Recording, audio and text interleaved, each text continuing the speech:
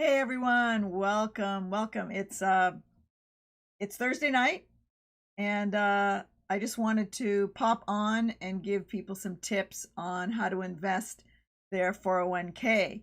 I've had a few friends ask me about this during this time of COVID-19. More and more people are being laid off, so they're asking, what can I do with that old 401k? How can I set myself up so that I'm better equipped to deal with any ups and downs in the economy?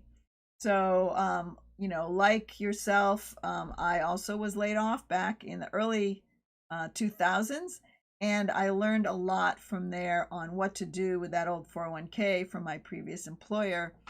In fact, I also had another 403b from when I worked at the university. So I'm also, investing that as well. The one thing people like to ask is, what do I do with that old 401k? It's sitting there. It's from my old employer. And, let's be honest, some of us aren't that happy with that previous employer. Either we left for a good reason or they let us go. So in any case, no harm, no foul. That account is yours and you can now self-direct it in any way you can.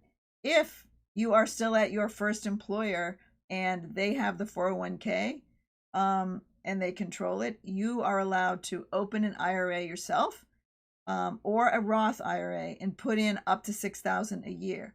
If you're over 50, you get an extra bonus, woohoo, an extra $1,000 that you get to put away for your own retirement.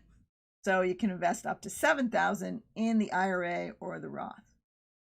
Now, the way the limits work is you can only put 6,000 in either account, but not 6,000 in both. So you could split it, 3,000 in one, 3,000 in the other, however you want to do it. But it's a total max for the Roth and the IRA.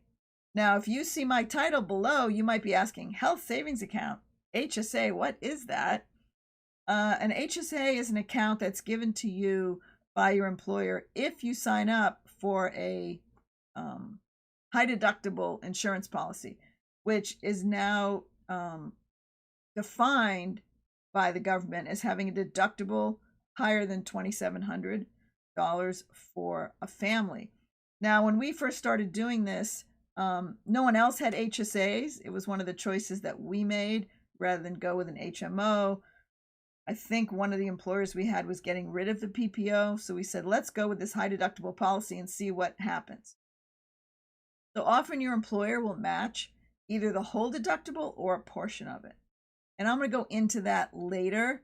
But if you do have one, you're aware of it. If you don't, I'm going to set you up and let you know how you can acquire one, and just let it be known that it acts like an IRA, except that for tax purposes, you pay no tax on any medical expenses. So we'll touch on that later. So I'm going to do 30 days of tips about IRAs, 401ks, investing in real estate, how to use those accounts. And because the friends have asked me about it, and I thought this is a great time during COVID to give out these tips. So what you really want to do is take this money that you have set aside and move it into real estate, like this house behind me. This is a house that we flipped up in Sacramento. We flipped quite a few number of houses up there. Prices got pretty high here in Southern California. And so we just moved our marketing efforts and our remodel efforts up to Sacramento at that point. So it's just a really good way. Once I was not working in corporate America and I'd been laid off, I started wanting to maximize what I had put into that 401k and start using that in order to invest in real estate. Now, do you have to use it the whole account?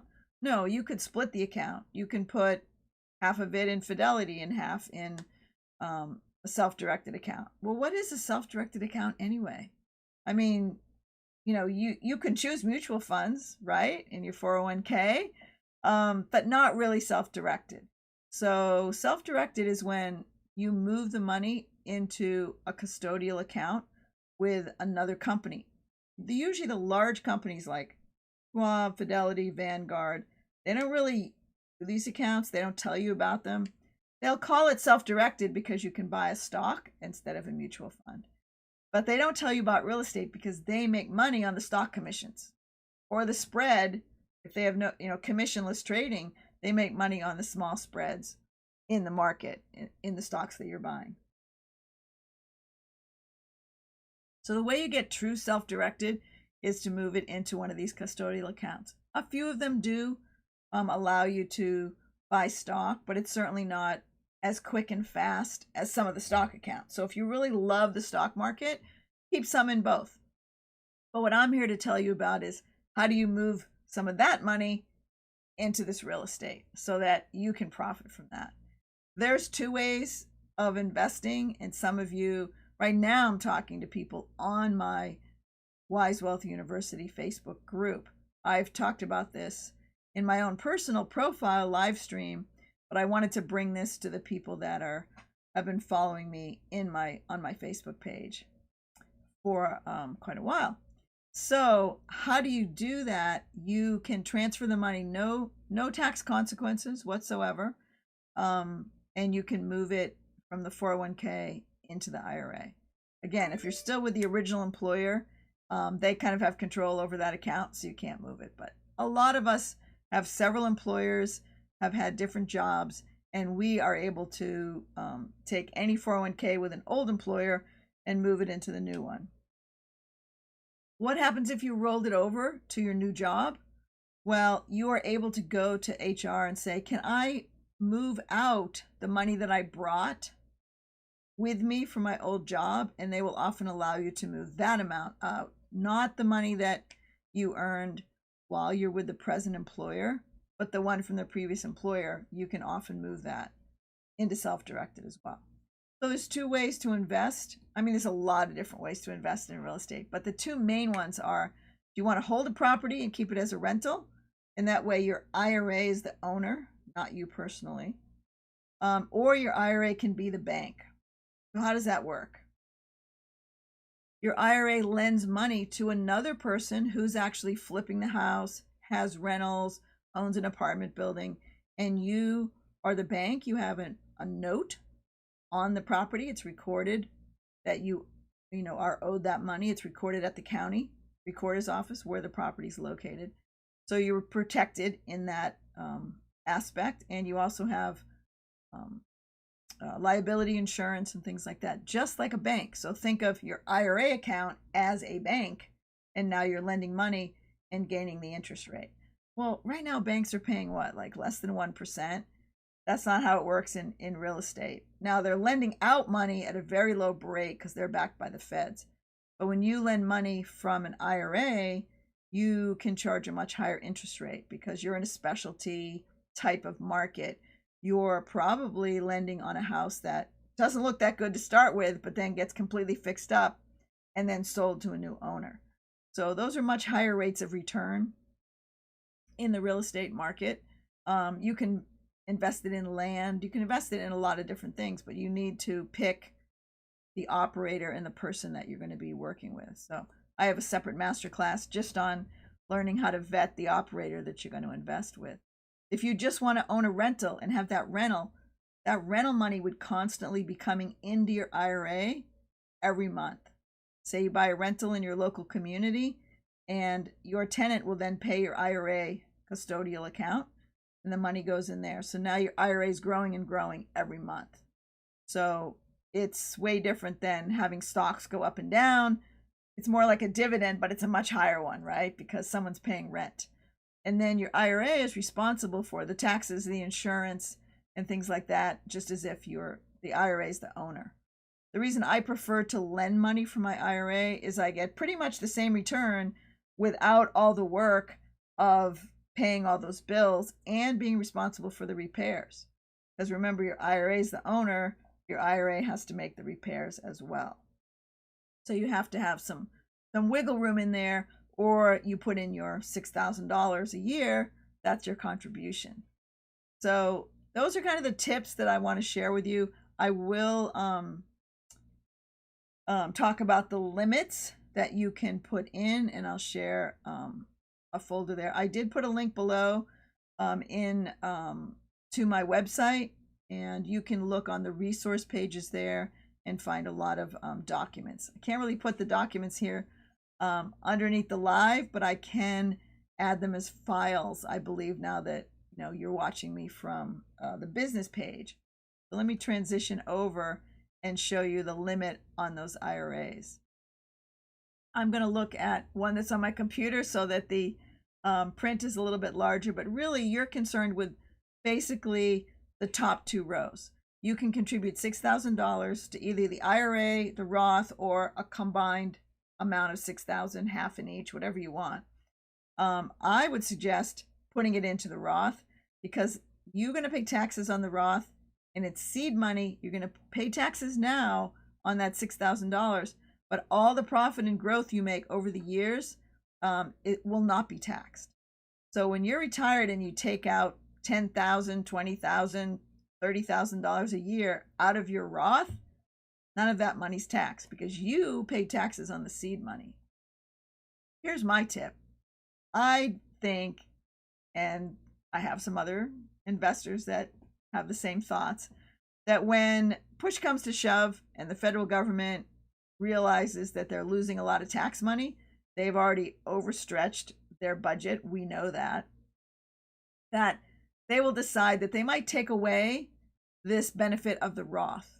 Now, the Roth accounts didn't get started till the 90s, and a senator with the last name Roth, is the one who sponsored the bill. So hence, it's why it's called a Roth IRA. And he said, well, instead of putting the money in pre-tax, let's put the money in after you pay taxes on it, but let it grow tax-free. And anytime someone says tax-free to me, I mean, that is a bonus. So those are the two lines that you need to be interested in. If you're over 50, you can contribute. Are you ready for this? Woohoo! An extra $1,000 a year. So you can contribute up to $7,000 as opposed to $6,000. So that's the only benefit, I guess, of being older. You only get to do that a little bit. Oh, let me talk to you about the deadlines. All right, so you need to open your account. Really, what's the bottom line? Move your IRA, your old 401ks into a custodial account, and then you'll get to work with that. In some of the subsequent tips, I'll be showing you where you can get a list of the companies that are custodial accounts. The one I will recommend right here in Southern California is UDirect IRA Services. They're a great custodial account holder. We have some of our accounts with them, and they have the best customer service. So it's U, the letter U, and then direct IRA.com or IRAservices.com. It's right here in Orange County. So your contribution deadline, you can contribute up until April 15th, 2021. It's usually the day that your taxes are due. This year we got a bonus because of COVID, and we had up until July 15th when taxes were due 2020 to contribute for the previous year, 2019. So this year, hopefully everything will go well and taxes won't be delayed, but you have to contribute your $6,000 up until April 15th, 2021 to make that contribution. So say you get your tax return back and you don't even have any extra money right now. You get your tax return back and you throw that into their account by the 15th.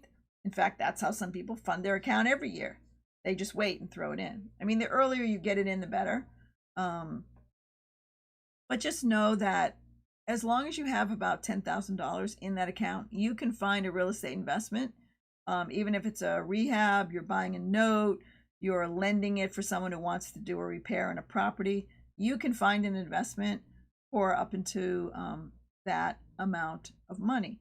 And it's best that you then have control over that account and not your previous employer. So just wanted to let you know how that works. I will talk about some of the other accounts in the future as I do more of the tips. But tonight I just wanted to do, here's the broad overview. Get a hold of your 401k. My husband actually found, he worked for a company for just 1 year and he kind of forgot because he worked for, and then he got another job and he realized this account was sitting out there from just 1 year of contributions, and he took it and he transferred it into his self-directed account. So sometimes those old accounts sit out there for a while. We're not really paying attention because we're working so hard on our career and our children and our house and our taking care of our elderly parents. There's so many things to pay attention to in our busy world that we're not always putting things aside that we need to for our own future. And I will spend some time in the future talking about the health savings account, because for those of you that are younger than I am, that health savings account is something that you can use right now. So you can be putting away money right now and using it on your health, and your health expenses. So I will be adding tips to this as we go. If there's some questions you have about it, go ahead and follow my profile, Janice Bell, on Facebook. And because I'm doing sometimes a live on my profile and then doing a live over here on my site, on my business page, and I might not cover exactly the same topic. So if you want kind of full coverage, just follow me on Facebook if you're not already, and check out the other live. And guys, you guys have a safe weekend. I will do several more posts over the weekend. I might be working out or out for a walk when I do the post, but I'm going to be giving you definitely some investment tips on how to invest in real estate. So guys, have a great night and have a safe Labor Day weekend.